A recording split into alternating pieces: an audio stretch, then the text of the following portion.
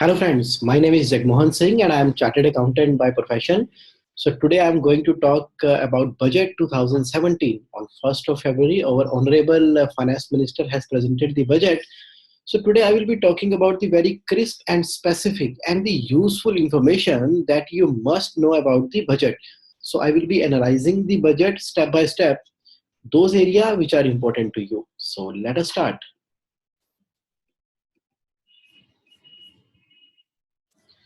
So here is certain analysis of budget 2017. Yes, it's ready. Okay, so let us start. The first one is, in case of company, the income tax rate has been reduced from 30% to 25% in respect of the company जिनकी turnover 50 crore या उससे कम है. एक अच्छा move है. 5% का tax का benefit है. सिमिलरली इंडिविजुअल और एचयूएफ के केस के अंदर भी 5% टैक्स का बेनिफिट मिला है गवर्नमेंट की तरफ से. The rate has been reduced from 10% to 15% in the income bracket of 2.5 lakh to 5 lakh. That means to say, earlier the tax rate was 10% from 2.5 to 5 lakh, now reduced down to 5%. You will be getting a benefit of 12,500 by this change. But a surcharge has been introduced at the rate of 10% in respect of the individual and HUF जिनकी income 50 lakh and above है but up to rupees 1 crore है. So this is a new income tax rate chart as per which I will provide you the PPT presentation and you can easily read and keep this copy for your record. It clearly talk about individual taxpayer, senior citizen and very senior citizen. These are the slabs. Ultimately benefit क्या है? सभी को 12,500 रुपए का benefit दे दिया है मोदी सरकार ने नोटबंदी के बाद. इनकम टैक्स रिटर्न हमारे फाइनेंस मिनिस्टर साहब एक प्रोविजन लेकर आए हैं. If your income is up to 5 lakh and you are not having income under the head business, then a single page idea will be there. ये देखिए बड़े ध्यान से, अगर इनकम टैक्स रिटर्न फाइल नहीं की टाइम के ऊपर, then there will be a fees of ₹5,000 up to 31st of December and 10,000 rupees if it is not filed up to 31st March. तो ये पेनल्टी वर्ड नहीं यूज किया उन्होंने fees word use किया. अब तो रिटर्न टाइम पर file करनी होगी. लेट रिटर्न फाइल होगी तो 5,000. तो पेनल्टी क्या होता था? डिपार्टमेंट बाद में एक नोटिस भेजता था और आप पेनल्टी पे करते थे. लेकिन अभी क्या होगा? रिटर्न लेट की तो रिटर्न के साथ ही आपको पेनल्टी जमा करा के करनी होगी. तो ये एक बड़ा सीरियस प्रोविजन है. तो इनकम टैक्स डिपार्टमेंट ये चाहता है कि सभी लोग रिटर्न फाइल करें और टाइम पे फाइल करें. पहले क्या था? सिर्फ 1% टैक्स लगता था अगर आप रिटर्न टाइम, 1% इंटरेस्ट लगता था जितना टैक्स ड्यू होता था और वो 31 मार्च तक लगता था. उसके बाद सेक्शन 271F की पेनल्टी थी 5,000. वो भी डिपार्टमेंट कभी भेजता था कभी नहीं भेजता था. वो भी जेन्युइन रीजन आप जस्टिफाई कर देते थे तो वो नहीं लगती थी. आज तक तो लगी नहीं किसी को 271F की पेनल्टी पास्ट में. लेकिन अभी क्या है? अगर किसी का रिफंड था तो इंटरेस्ट नहीं लगता था. अब तो मैंडेटरी हो गया. रिफंड की रिटर्न है, नॉर्मल रिटर्न है, टैक्स बनता है, ज्यादा बनता है, कम बनता है, आपको पेनल्टी पे करनी पड़ेगी. Now be prepared to file your income tax return by due date. Now the due date is 31st of July. Income tax revision करने का टाइम उन्होंने कम कर दिया. पहले रिटर्न हम फाइनेंशियल ईयर खत्म होने के 2 सालों तक कर सकते थे, लेकिन उसको कम करके उन्होंने 1 ही साल कर दिया है ताकि लोग रिटर्न रिवाइज कर करके अपने रिफंड या बाकी चीजों के ऊपर ना जाए. अब तो सारे काम टाइम पर ही करने पड़ेंगे. इनकम टैक्स डिपार्टमेंट के पास एक और पावर दे दिया इस बजट ने कि वो रिफंड को विदहोल्ड कर सकता है. पास्ट में क्या होता था? किसी साल में टैक्स है, किसी साल में रिफंड है, तो रिफंड तो क्लेम हो जाते थे और अगले टैक्स की डिमांड आउटस्टैंडिंग रहती थी. अब इनकम टैक्स डिपार्टमेंट सुआ मोटो रिफंड को एडजस्ट कर देगा आपकी टैक्स की लायबिलिटी के साथ में. ये बड़ा खतरनाक सेक्शन है. In this what they are saying, earlier income tax department can go up to 6 years. पिछले 6 साल के केस ओपन करते थे सर्च के केस में, अब वो 10 साल के कर सकते हैं. 4 साल और बढ़ा दिए हैं. सर्च और सर्वे के अंदर पहले ये था कि सर्वे सिर्फ बिजनेस प्रेमिसेस का हो सकता था. अब चैरिटेबल ट्रस्ट लोग खोल लेते थे, उसके नाम पे प्रॉपर्टी में इन्वेस्ट कर देते थे, वहां पर सारी एक्टिविटीज करते थे, सारे डॉक्यूमेंट रिकॉर्ड्स वहां पर रखते थे, ऐसा शायद इनकम टैक्स डिपार्टमेंट मानता है। तो उन्होंने कहा कि सर्च अब अदर देन बिजनेस के प्रेमिसेस पर भी हो सकती है।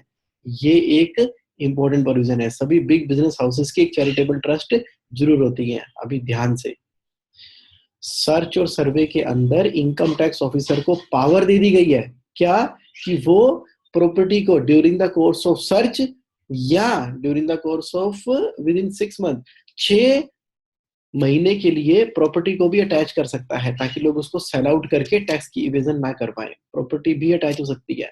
पहले वो कैश और चेक ले जाते थे और सीजर करके लेते थे, प्रॉपर्टी भी अटैच होएंगी। ये पावर दे दी है इस बजट में। इनकम टैक्स डिपार्टमेंट को अब ये डिस्क्लोज करने की जरूरत नहीं है कि वो किस रीजन टू बिलीव के ऊपर सर्वे या सर्च कर रहे हैं।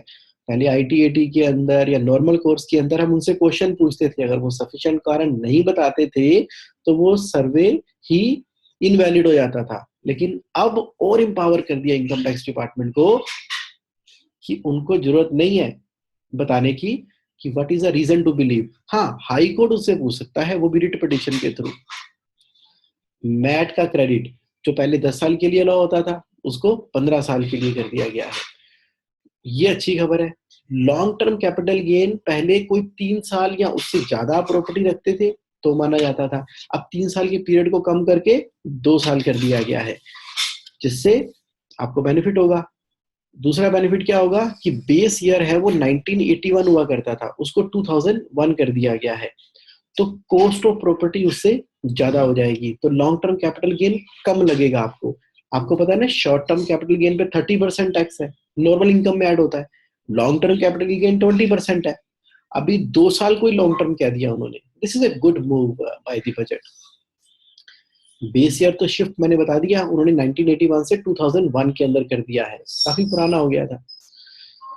इसी तरह से long term capital gain property के केस में तब लगेगा कि जिस साल प्रॉपर्टी कंप्लीट हुई है। पास्ट में बहुत झगड़े होते थे कि पेमेंट कर दिया, पोसेशन मिल गया तो कैपिटल गेन लग जाना चाहिए, उधर से अथॉरिटी की तरफ से कंप्लीशन सर्टिफिकेट नहीं मिला होता था।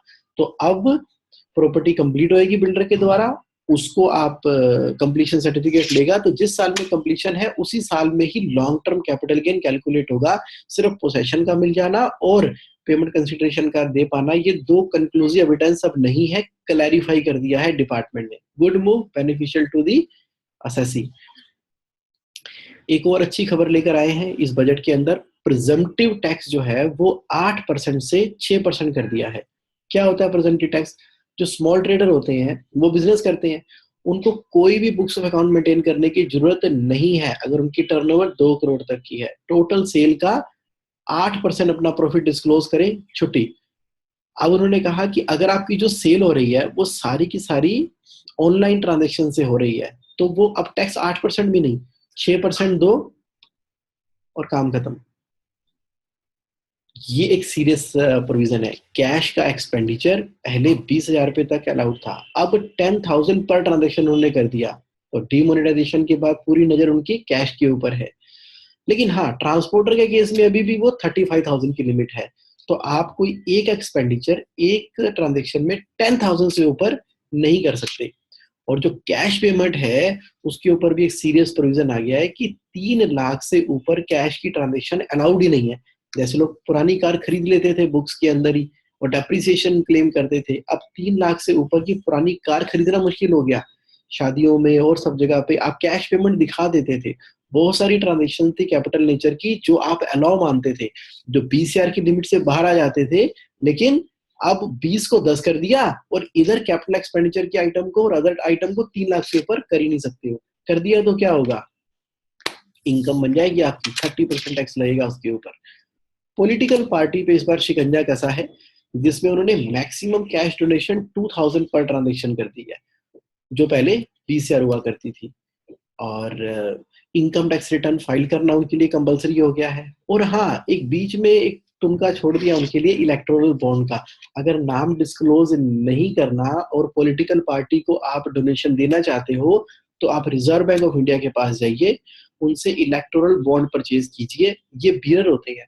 तो आप किसी भी पार्टी को वो इलेक्टोरल बॉन्ड दे दो, वो पार्टी वहां से भरवा लेगी। अब उनको ये पता नहीं लग पाएगा कि किसने पैसे दिए।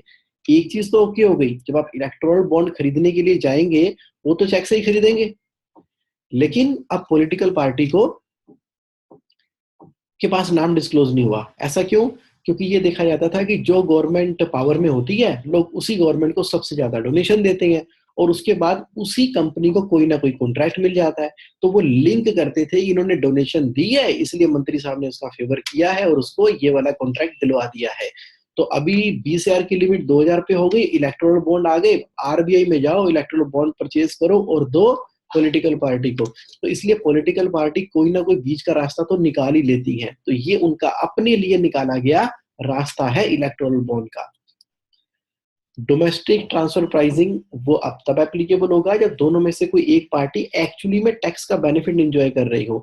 जैसे बद्दी इंडस्ट्रियल एरिया है, उन सब एरिया में टैक्स नहीं लगता और उसकी जो सेकेंड लीगल एंटिटी है उससे ट्रांजैक्शन हो रही है और एक एंटिटी ने टैक्स का बेनिफिट लिया है, तो ये एप्लीकेबल होगा। क्योंकि अब टर्नओवर का क्राइटेरिया के हिसाब से बहुत सारी एंटिटीज कवर हो रही थी, तो उन्होंने इस प्रोविजन को ले आए जो कि बेनिफिशियल है। प्रोफेशनल जो है, अगर वो प्रिजम्पटिव टैक्सेशन को ऑप्ट कर रहे हैं, तो अभी उन्हें 4 बार एडवांस टैक्स नहीं जमा कराना, वो एक ही बार यानी कि आखिरी किस्त 15 मार्च में टैक्स अपना जमा करा सकते हैं। स्मॉल ट्रेडर के लिए 2 करोड़ की टर्नओवर की लिमिट उन्होंने पहले बता दी थी, अब क्लैरिफाई कर दिया है। तो उनको टैक्स ऑडिट नहीं करवाना 2 करोड़ तक, यानी कि अगर आप 2 करोड़ की टर्नओवर दिखाते हैं, 8% अपनी ट्रांजेक्शन पे प्रॉफिट दे दो, अपनी ट्रांजेक्शन पे टैक्स प्रॉफिट शो करो, और अगर कैश की ट्रांजेक्शन नहीं है तो 6% का टैक्स लगेगा। तो कोई बुक्स ऑफ अकाउंट मेंटेन नहीं करनी, कोई कुछ नहीं करना, कोई ऑडिट नहीं कराना। 2 करोड़ तक की स्मॉल ट्रेडर को इस बार क्लैरिफाई कर दिया सेक्शन 44 एडी के अंदर, बजट 2017 के अंदर। इनकम टैक्स स्क्रूटनी करने का समय भी कम कर दिया है डिपार्टमेंट ने, जो कि पहले 21 महीने था उसको 18 महीने कर दिया है। आप पहली बार रिटर्न फाइल करते हो तो इनकम टैक्स में स्क्रूटनी नहीं आएगी। इंश्योरेंस एजेंट को चाहे 5,000 की कमीशन मिले, चाहे 500 की मिले, चाहे 5 लाख की मिले, उसका टीडीएस कट जाता था। अब बहुत सारे ऐसे इंश्योरेंस एजेंट हैं जिनकी इनकम ही बिलो टैक्सेबल लिमिट होती है, अब उनके ऊपर तो टीडीएस नहीं कटना चाहिए, जैसे बैंक्स में होता है। आप वहां पे फॉर्म 15H दे सकते हो, तो आपकी एफडी के इंटरेस्ट पे टीडीएस नहीं करता। अभी इंश्योरेंस एजेंट भी फॉर्म 15H जमा करा सकते हैं, जी या H as per their as criteria. Unlisted share जो है वो टैक्सेबल है फेयर मार्केट वैल्यू के ऊपर 15CA के अंदर। ये एक बहुत बड़ी इन्होंने अमेंडमेंट की है। तो आप सेल करते हो, किसी भी रेट अपनी मर्जी से भी सेल नहीं करोगे। इक्विटी के केस को भी 50CA में ले लिया, जो उसकी फेयर मार्केट वैल्यू आ रही है वो सेल कंसीडरेशन कहलाएगी। टैक्स कलेक्शन एट सोर्स में अगर पैन नंबर अवेलेबल नहीं है पार्टी का तो 5% टीसीएस कटेगा या डबल ऑफ टीसीएस रेट करेगा। जैसे कि स्क्रैप की सेल करते हैं, पैन नंबर होता नहीं है तो आपको 5% टीसीएस काट के गवर्नमेंट को जमा कराना है।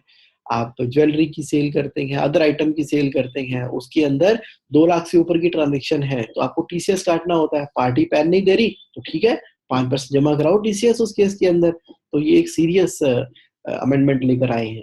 जैसे फर्नीचर है, 10 लाख का फर्नीचर बिक गया कैश के अंदर ही, टीसीएस कटेगा उसके ऊपर, कितना? 5%। अब चार्टेड अकाउंटेंट के ऊपर भी इन्होंने 10,000 पेनल्टी का प्रोविजन कर दिया अगर उन्होंने ये पाया कि उस सर्टिफिकेट के अंदर कुछ गलती है। अब जितने भी चार्टेड अकाउंटेंट हैं वो तभी सर्टिफिकेट इशू करने वाले हैं जब उनकी डॉक्यूमेंटेशन पूरी होगी और एक फाइल सीए के ऑफिस में मेंटेन होगी। अदरवाइज 10,000 की पेनल्टी तो बड़ी क्लियर कट है। लिस्टेड शेयर के अंदर जो एंट्री ऑपरेटर से बहुत बड़ी गाज गिरी है। उन्होंने बोला है कैपिटल गेन तभी एग्जम्प्ट होगा लॉन्ग टर्म जब आपने परचेज भी एसटीटी करके किया है। अभी होता क्या था कि लोग कहते थे long term capital gain exempt है, एंट्री ले लेते थे कि ऐसे ही दिखा दिया शेयर ब्रोकर से हमने शेयर परचेज किए थे कैश में, हमारे पास पड़े हुए थे और हमने 2-3 साल से रखे रखे और आज जो है हमने उसको बेच दिया। तो बहुत सारे लोगों ने ऐसी एंट्री लेकर रखी हुई है, उनका काम खत्म। कैसे खत्म? क्योंकि आप परचेज कर रहे हो तो रिकॉग्नाइज्ड स्टॉक एक्सचेंज से परचेज करोगे तभी तो एसटीटी दोगे, सेल करोगे वो भी स्टॉक एक्सचेंज पे करोगे, तो एंट्री का धंधा बंद।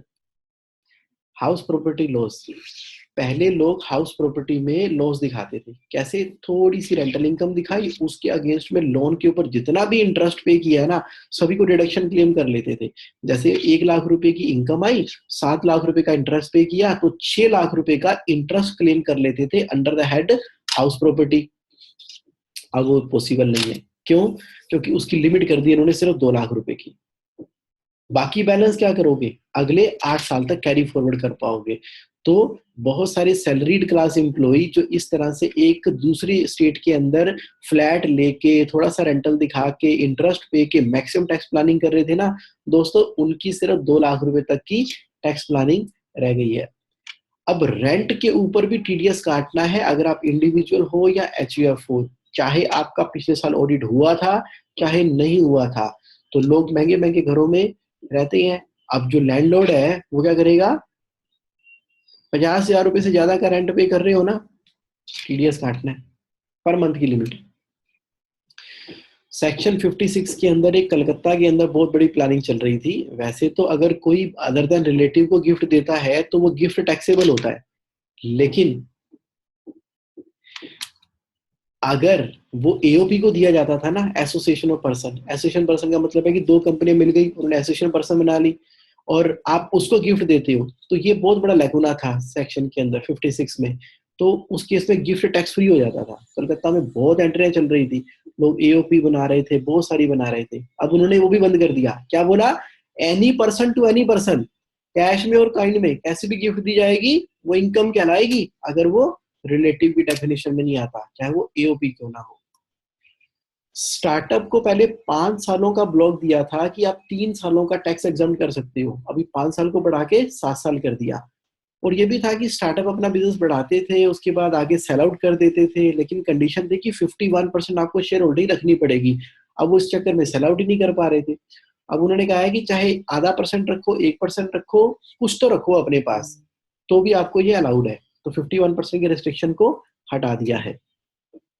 जो ट्रस्ट है वो पहले बड़ी नॉर्मल सी ऑफिशियल सी ट्रस्ट बना के सेक्शन 12AA में रजिस्टर करा लेते थे और बाद में अपना ऑब्जेक्ट क्लोज ही चेंज कर देते थे और टैक्स का बेनिफिट लेते रहते थे। अब उन्होंने बोला कि अगर ऑब्जेक्ट चेंज कराया ना आपने तो री रजिस्ट्रेशन करानी पड़ेगी। बहुत बड़ा लूप होल प्लग इन कर दिया इन्होंने। अब एक ट्रस्ट अगर दूसरी ट्रस्ट को पैसे देती है तो वो यूटिलाइजेशन नहीं मानी जाएगी। पहले लोग क्या करते थे, 85% खर्चा दिखाना होता है ट्रस्ट के अंदर, अगर नहीं दिखाओगे तो डिफरेंस में इनकम लगेगा। लोग 2 ट्रस्ट बनाते थे, एक ट्रस्ट दूसरी ट्रस्ट को देती थी और उसको भी कॉर्पस फंड दिखाते थे। जो लेने वाली ट्रस्ट थी वो कहती थी मेरे को तो कॉर्पस आया है, मुझे तो एक्सपेंडिचर करना नहीं। देने वाली फर्म सारा उसमें डाल देती थी। अब पैसा क्या हो गया? सारा टैक्स फ्री हो गया। बहुत बड़ा लूप होल था, बड़े मेजर लेवल के ऊपर टैक्स इवेजन चल रहा था। इस चक्कर में खत्म कर दिया। इस बजट के अंदर इन्होंने स्टेप बाय स्टेप बड़े माइन्यूटली स्टडी करते हुए जो टैक्स के लूप होल थे, एंट्री ऑपरेटर के लूप होल थे, सारे बंद कर दिए।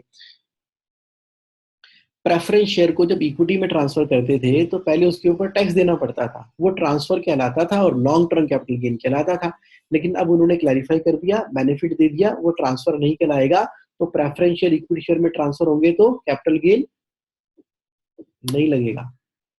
इस तरह से ये कुछ ऐसे प्रोविजन हैं, बड़े रिलेवेंट प्रोविजन थे क्रिस्प के अंदर, छोटे टाइम के अंदर मैंने आपसे शेयर किए। अब मेरी अगली वीडियो के अंदर मैं कुछ स्पेसिफिक एरियाज को पिक करूंगा और उसकी डिटेल डिस्कशन आपके साथ करूंगा ताकि आपको उसकी इन डेप्थ एनालिसिस मिल जाए। मेरी ये वीडियो आपके क्रिस्प एनालिसिस के लिए है। Thank you very much for your patience listening.